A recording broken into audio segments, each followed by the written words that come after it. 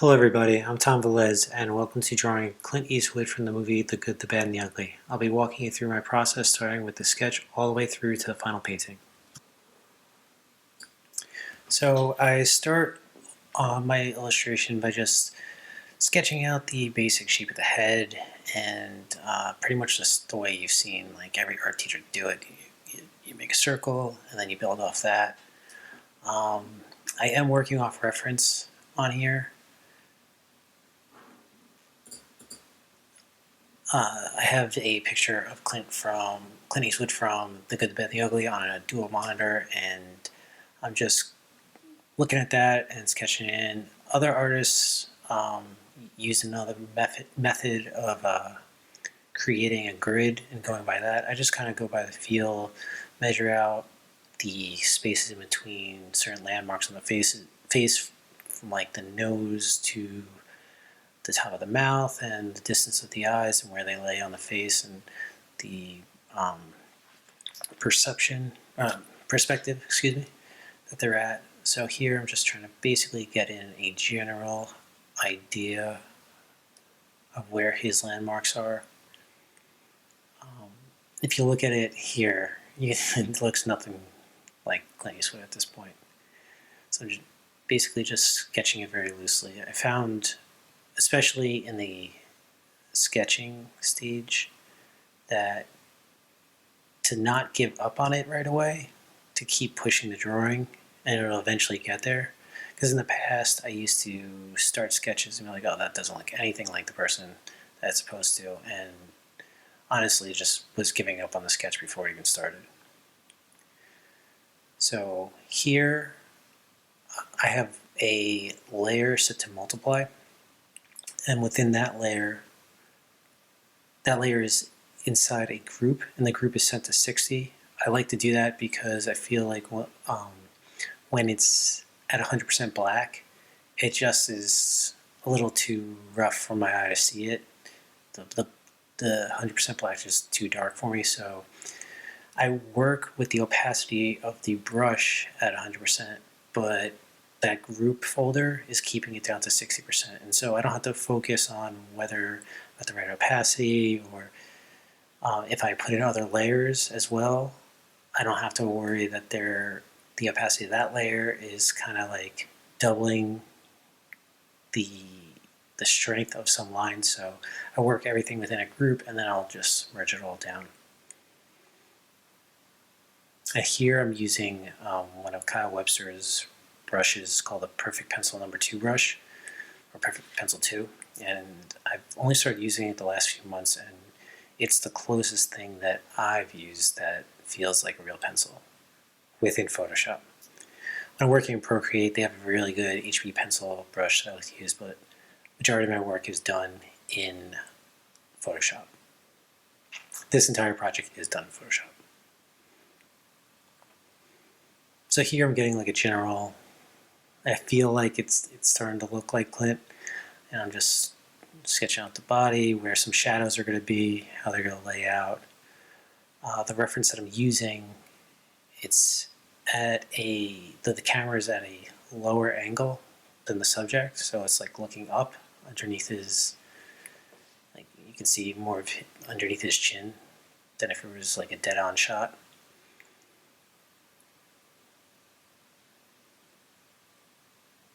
So here I'm drawing in where shadows should be, and later I'll block those in. The great thing about Photoshop is you feel like if you drew something that's not quite right, you can always adjust it. You don't have to erase and start from scratch.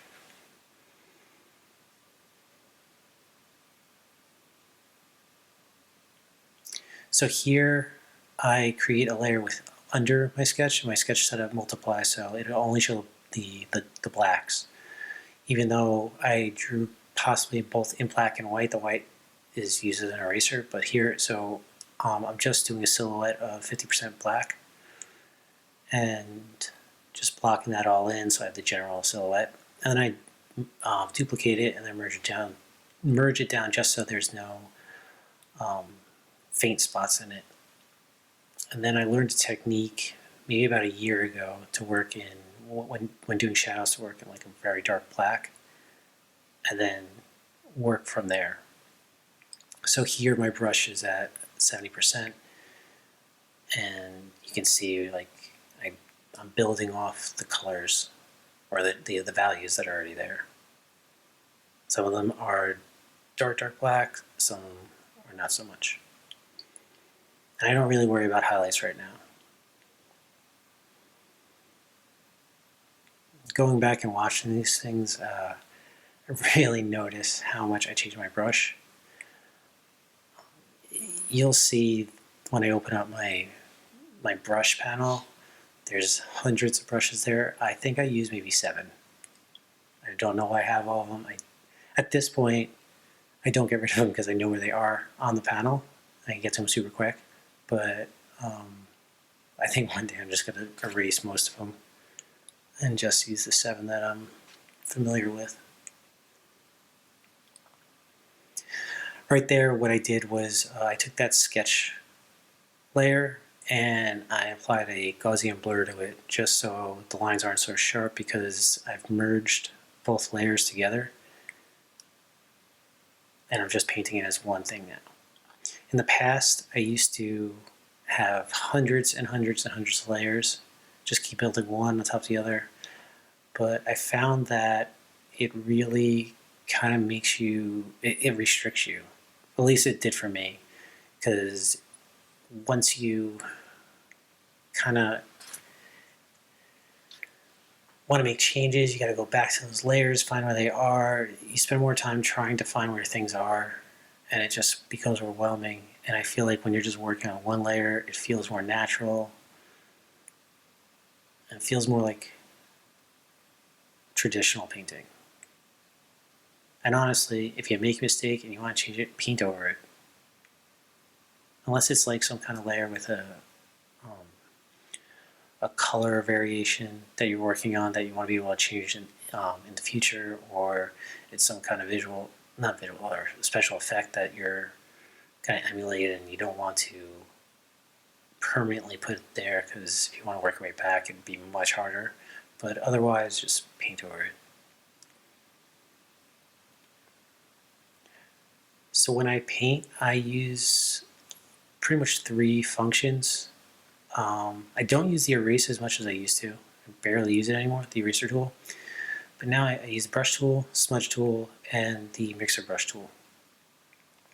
And right here, or I'll point it out again when it happens.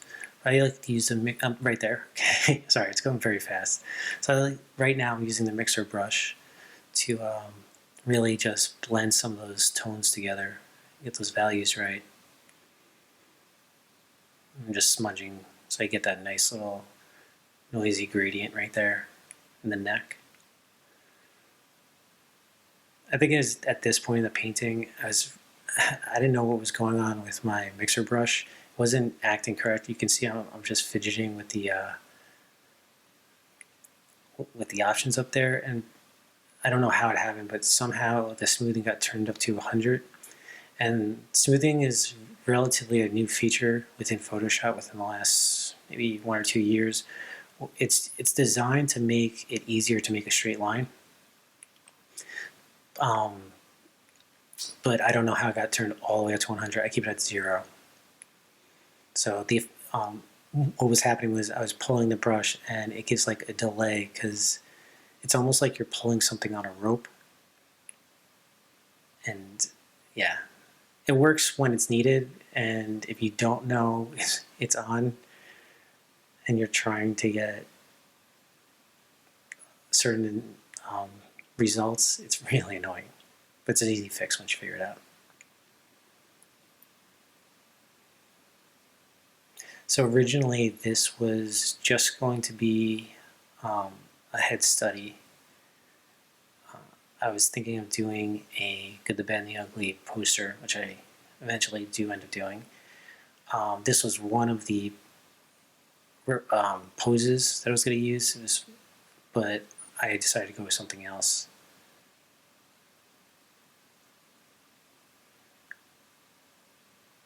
But it's always good practice, and I ended up really liking how it came out.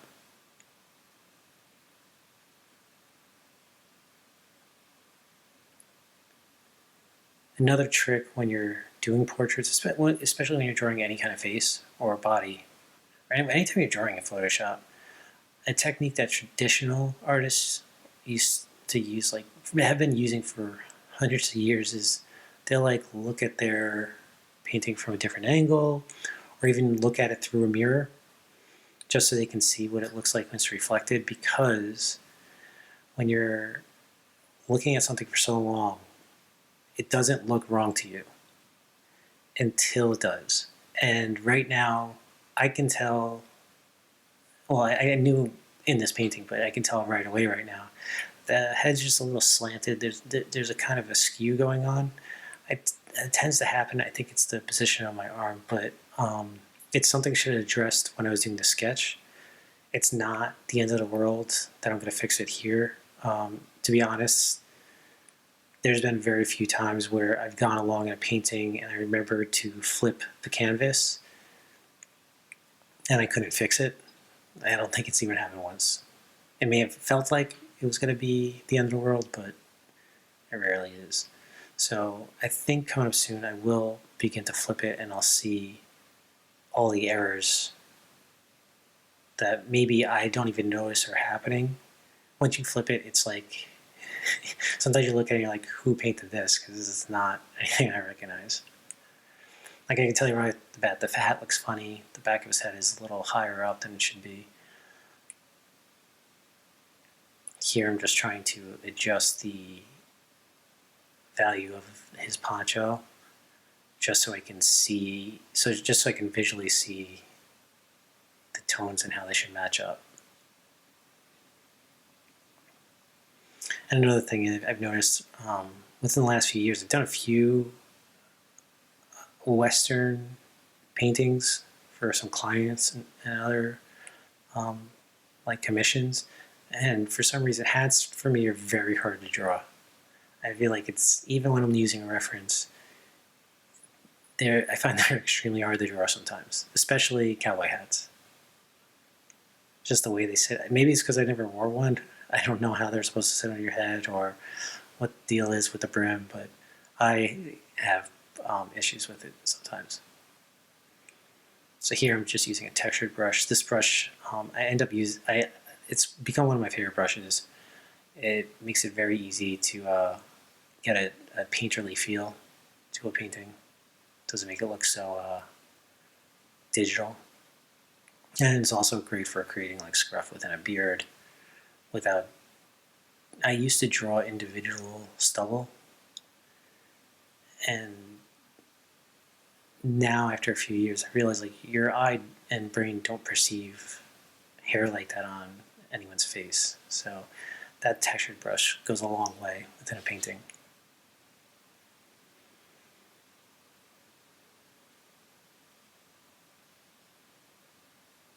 And here I'm just kind of blend these values together just so they're not so separate on the face. When drawing men, you can get away with having a little bit of harsher values up against each other, especially like if you're drawing a hero, you want to draw like a gritty looking guy. The more lines and kind of rougher it looks, the better. With women, I always usually end up smoothing the whole thing out because my general rule when drawing women portraits is less is more. And you'll find that when you look at some of your favorite artists that are known for drawing women. I know one of my favorites is Adam Hughes, and if you ever look at anything that any of his paintings or artwork, it's pretty much just like the eyes. He's very good at the eyes, and then like a line for the nose and the lips. There's not a lot of line work when it comes to bone structure. That's not a critique on his work. I love his work, but when I saw that, I realized like less is more on women.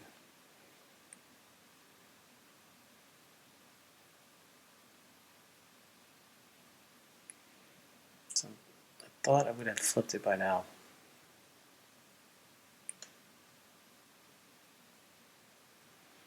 Also, I apologize for all the turning of the page. It's just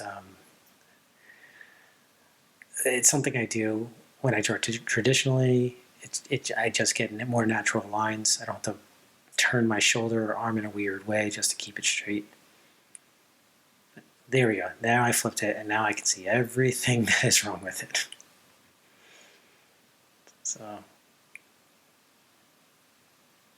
right there, I just did a quick transform and did a distort and just slightly skewed it. It wasn't too bad. I got away with doing just a full general skew instead of having to pick out certain parts and adjust them.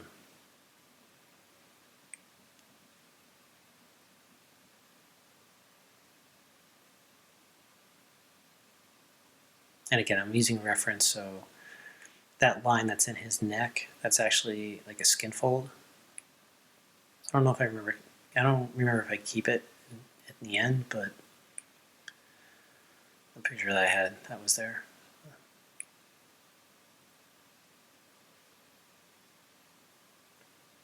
So that shadow right there, at first I thought it was part of his smile or his smirk, but it's the shadow of the cigarette he's smoking.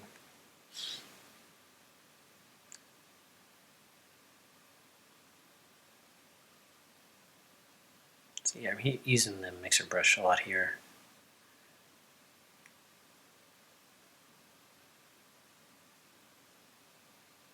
Adjusting the hat. Adding some more highlights, correcting forms that I noticed just aren't right. And sometimes when I flip it, I'll keep it in the other orientation and just draw from there for like a while and then go back. It's very important to save your work. I usually forget, and then he used to have on my old computer, it would crash and I would lose everything. I've lost a lot of paintings over the years. It's very frustrating. Other programs like ZBrush have autosave that they'll just start, if you stop working for like 5 minutes, it'll just automatically save it. I don't know why Photoshop doesn't have that yet.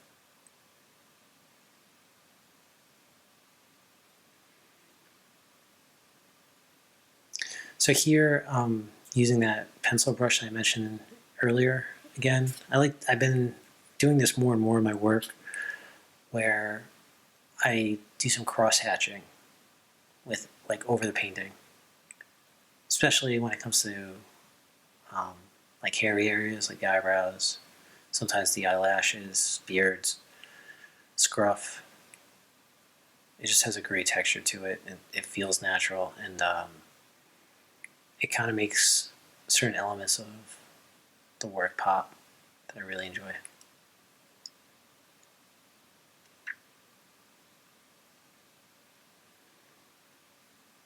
So as you can see, I have not focused on the poncho at all. I didn't actually think I was going to do it at all or focus on it at all.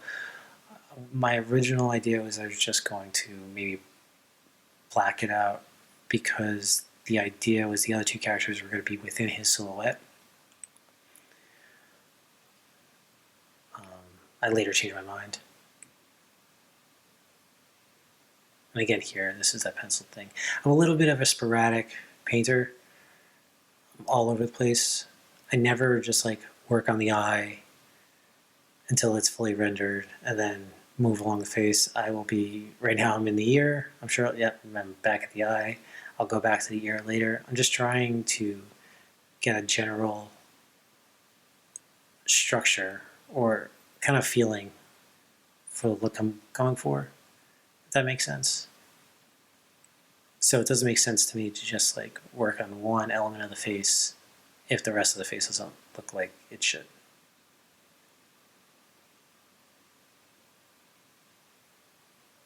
And sometimes I'll just put them like there. I was gonna work on a detail on the brim, and I was just like, I'll do something else. This is another new brush I've been using a lot. I can't remember the artist's name that I got it from, but he gave a little demo, and when he showed it, he used it for automotive scratches or like metal scratches, and I found like it's just good for creating any kind of texture. So I like to put it down in areas that I'm trying to make it look a little less digital. Scratch it up a bit, rough it up a bit. And it's another one that's just great for scruff and beards. Some dirt on faces.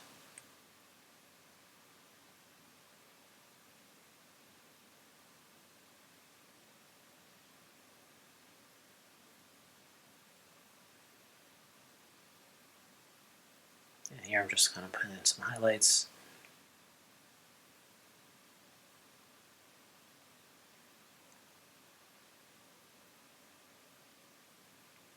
So excuse me if this commentary hasn't really worked for you in terms of like, what is he talking about? It's my first one, so I'm gonna do these more and more, and I'm also gonna be asking questions within the Patreon of what people want to hear about, and maybe I can address those during these video commentaries. So now we finally get to the poncho.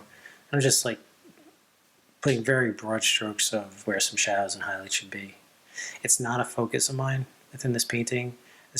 The other thing is, when you're working on a portrait like this, you want the focus to be on the face. So I don't find it very helpful to put a lot of detail into the lower bottom of a painting that you don't really care if anyone really looks at it anyway. And I know in the back of my head when I was working on this, it was most likely going to be blocked out by the other characters.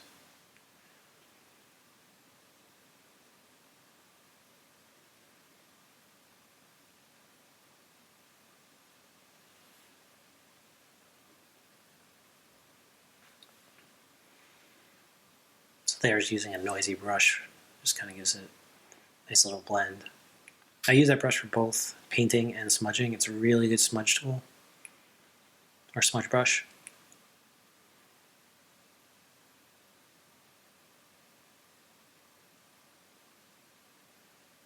Again, I'm going back to this pencil brush to get just this kind of 5 o'clock shadow look.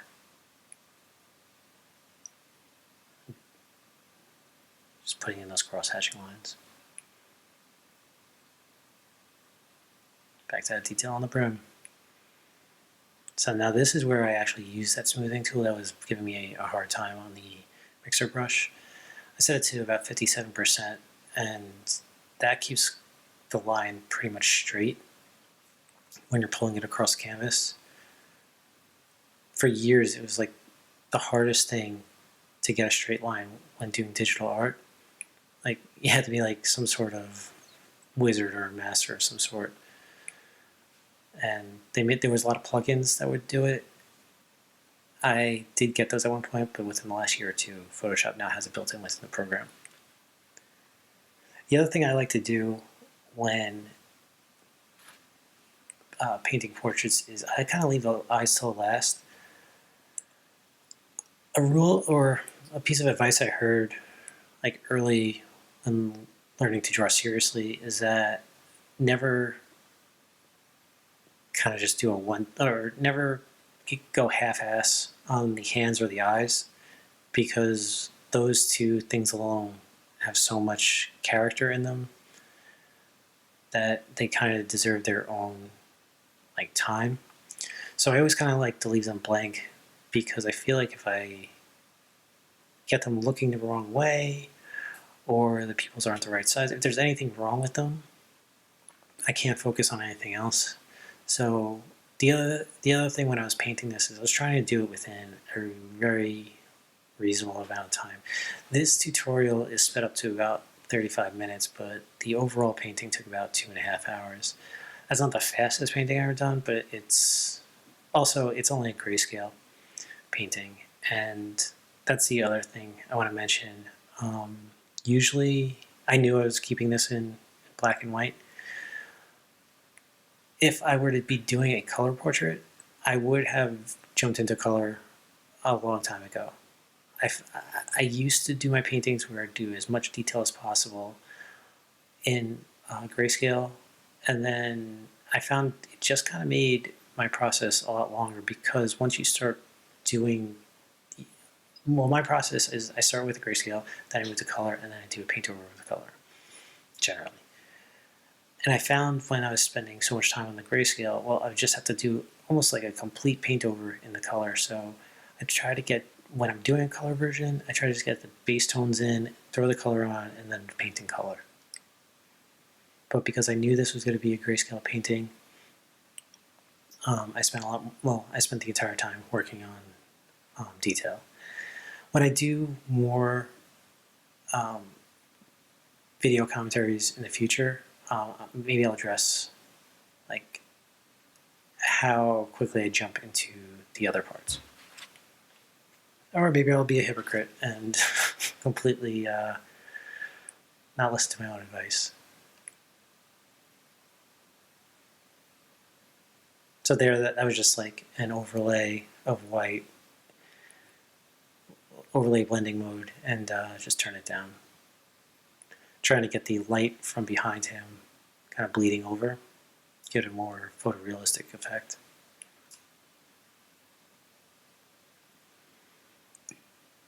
Because as you can see, the darker parts of the painting are on the right side.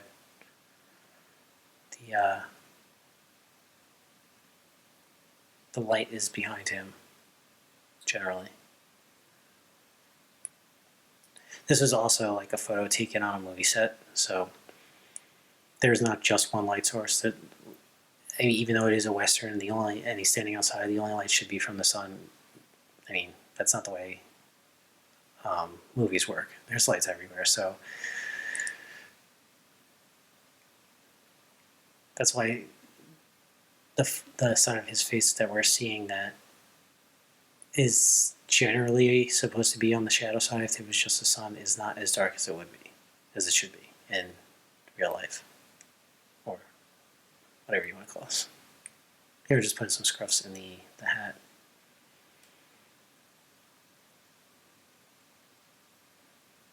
And using this texture brush again, I think this texture brush is really good.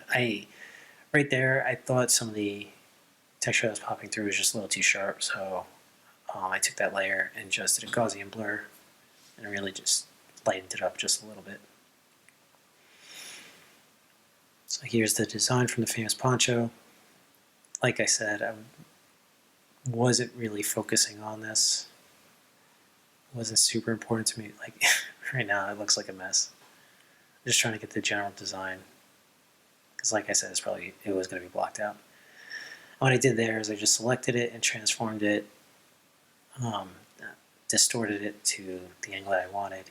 Here I was trying to draw those shapes on the poncho, so kind of have those shapes distorted, and I realized it just was kind of looking stupid, and then I was like, I didn't know how the shapes were supposed to go. So I'll eventually just draw it straight. Yeah, I'll erase that soon. So I'll end up drawing that bottom pattern straight and then just warping it to fit on his chest. That's a technique that's used in a lot of like superhero comics and artwork, where you'll have the logo, like let's say Superman's S, and you can draw it flat and then just adjust it so it looks like it's sitting on his chest correctly. I'm not saying that's like the only way to do it. I've seen a lot of artists just draw it. I think I would personally just draw it. But again, like I said, this wasn't super important to me because I knew it was most likely going to be blocked. And I should have just like did a square there. I don't even know why I duplicated that. The other thing is I'm just trying to work fast, so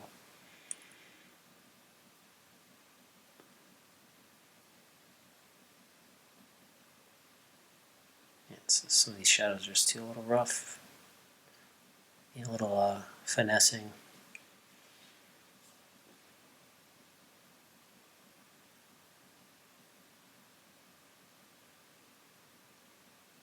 And again, I'm always referring to my reference. or looking at my reference, referring to my reference. It's just, that's not a smart sentence.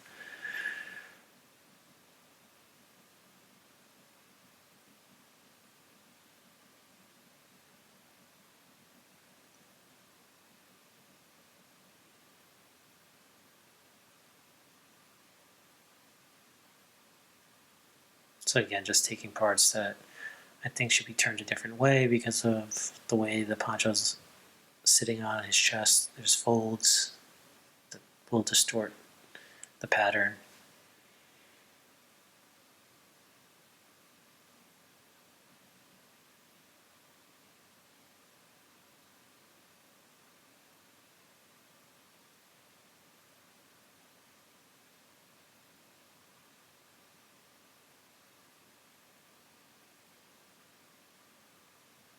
Just adjusting the silhouette. Sorry about all the turns, it's just how I work. I wish I could tell you I won't do it on the next one, but I know it's going to happen. It's just the way I work. So that's a little trick I learned too. If you ever just want to lighten something up or darken it, you can take a layer, fill in the space at 100% of either a lighter color or let's say a black, and then just turn down the opacity until it's at the range that you want it. There I'm using the brush tool to just to just smooth out some lines so they're not so sharp.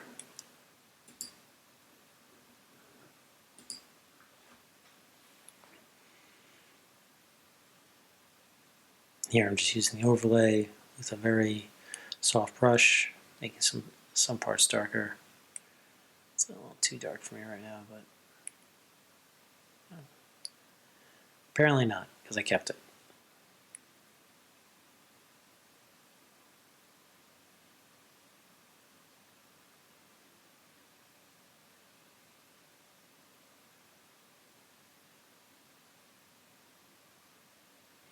So here is a technique I learned just because I found that sometimes when I'm working and I think something's very detailed, I move it to from my Cintiq to my iMac, and it's just a little too blurry. I think it's because my iMac monitor is at a higher definition than my Cintiq. So what I do is I duplicate the layer, I merge everything down, duplicate it, and then I set it to overlay, and then I go to filters, other, and then high pass.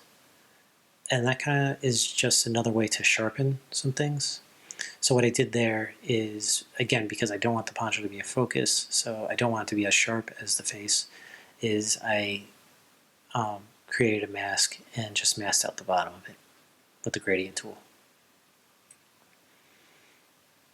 And here I noticed his eye socket area and his top part of his cheek, which is a little too dark. Looked like he had a black eye to me, so I just went in, again, did that thing where you just fill it with a lighter color and then move the opacity down to where you want it to be. And put it in those eye lines that he has. Even at a young age, he had a lot of eye lines.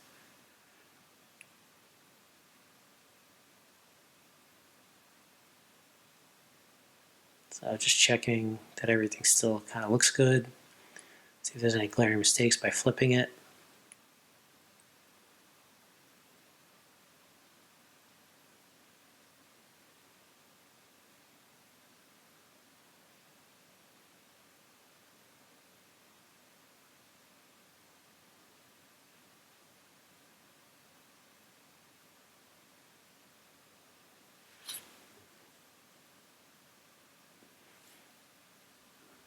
I'm just working on those eyes a little more. We're like at the end now, so this is pretty much good. And that is it. So I'm going to be doing more of these. I really appreciate you taking the time to listen to this and listen to my commentary. Hopefully there were some things I could answer any questions you have. But please, if you have any other questions, please feel free to contact me on the Patreon. And thanks a lot. I really appreciate the support.